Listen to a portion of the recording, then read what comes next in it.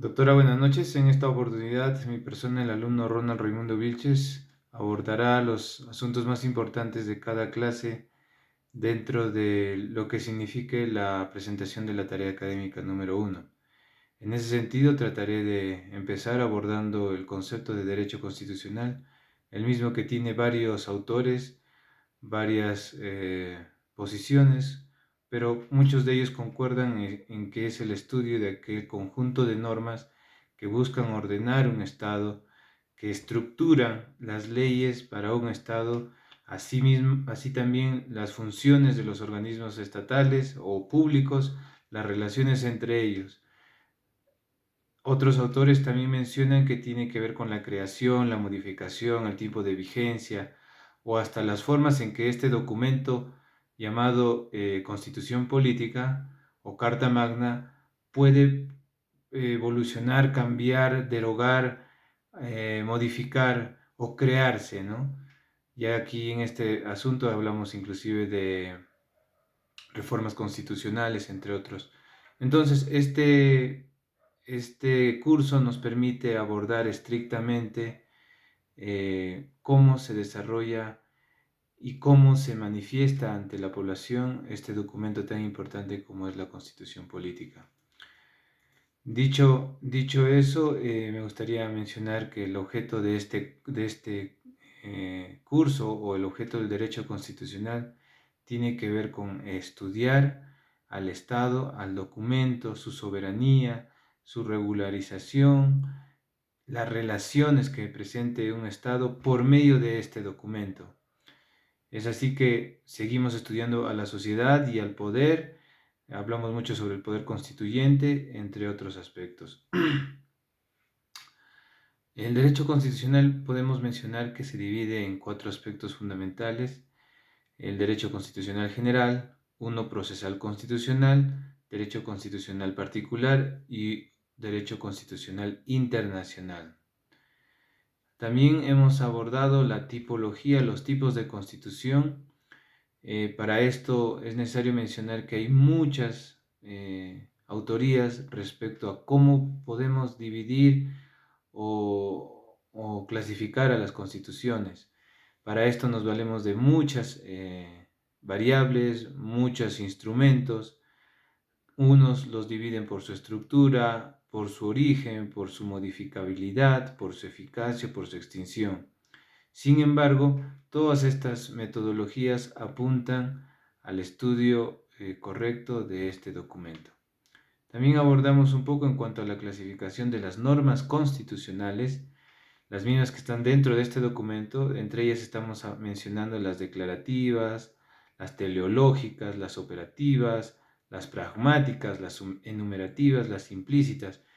Estas clasificaciones de normas tienen mucha relación con su propio nombre, ¿no? Las declarativas, o sea, declaran algo, lo sentencian de alguna forma.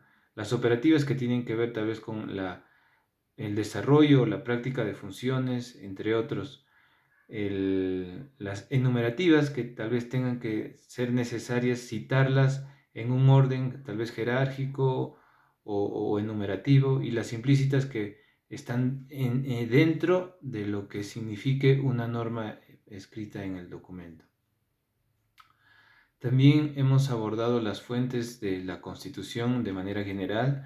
Podemos mencionar en ese sentido tres fuentes, que son la inglesa, la norteamericana y la francesa.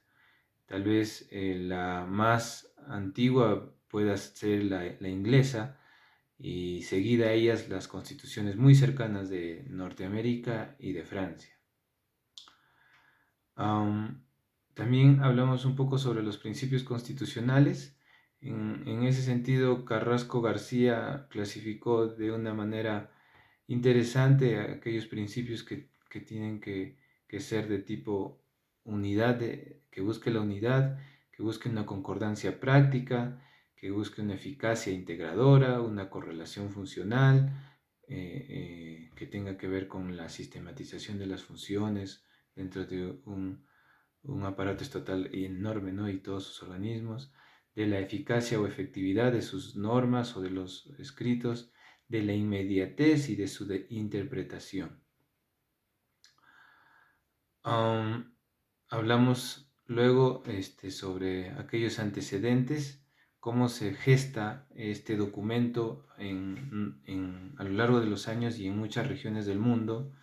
Entre estas tenemos al constitucionalismo anglosajón, al norteamericano y al francés, que son las fuentes de la Constitución, las que venía mencionando, ¿no? Es así que la anglosajona o la inglesa tiene que ver estrictamente con el modelo en cómo esta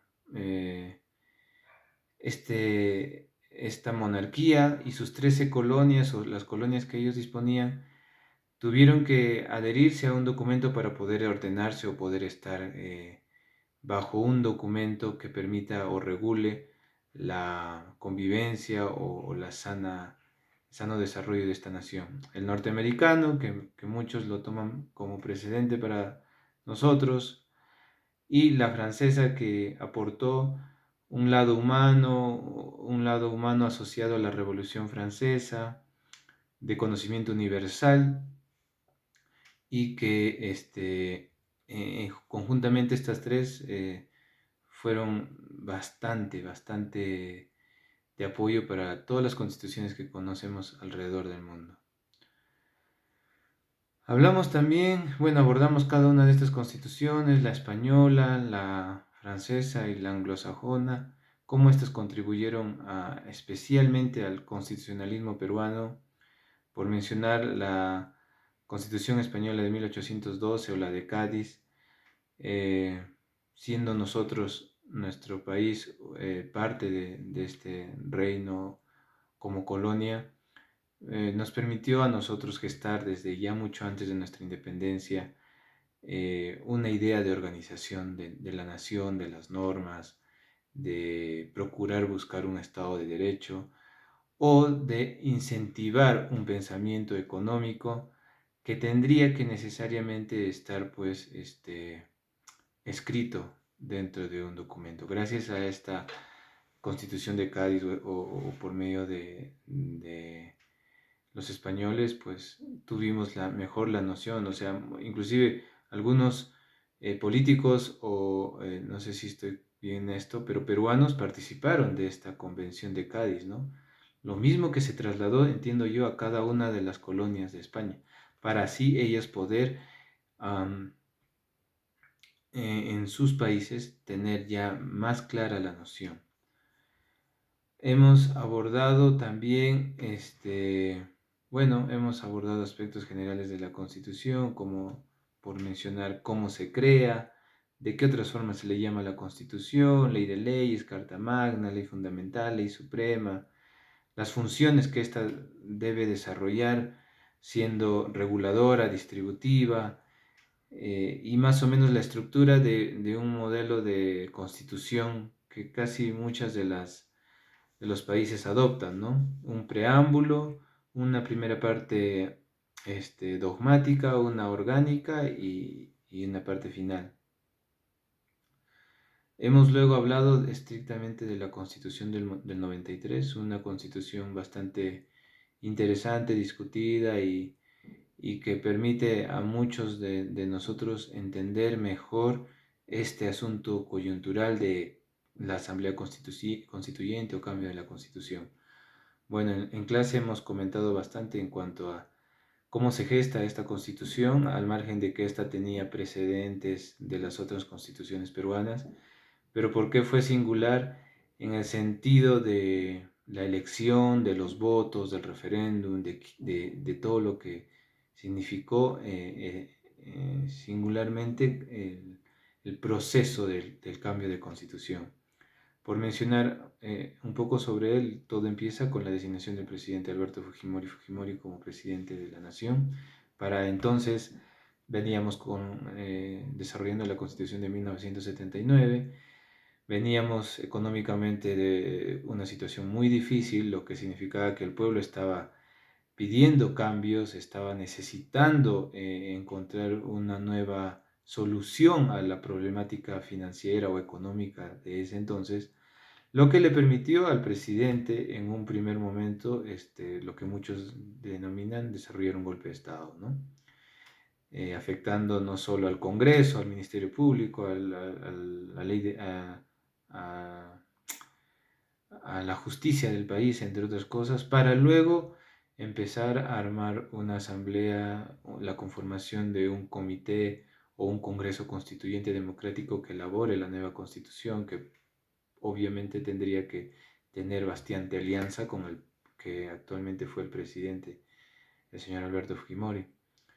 Mucho se habla sobre la votación, se aprueba con 52.22% de votos a favor, lo que significó 3.800.000 aproximadamente de votos a favor. Sin embargo, de un total de 11 millones, como se recordó en clase. Entonces esto resulta bastante interesante o discutido para conocer de qué forma se instala o se instituye esta constitución.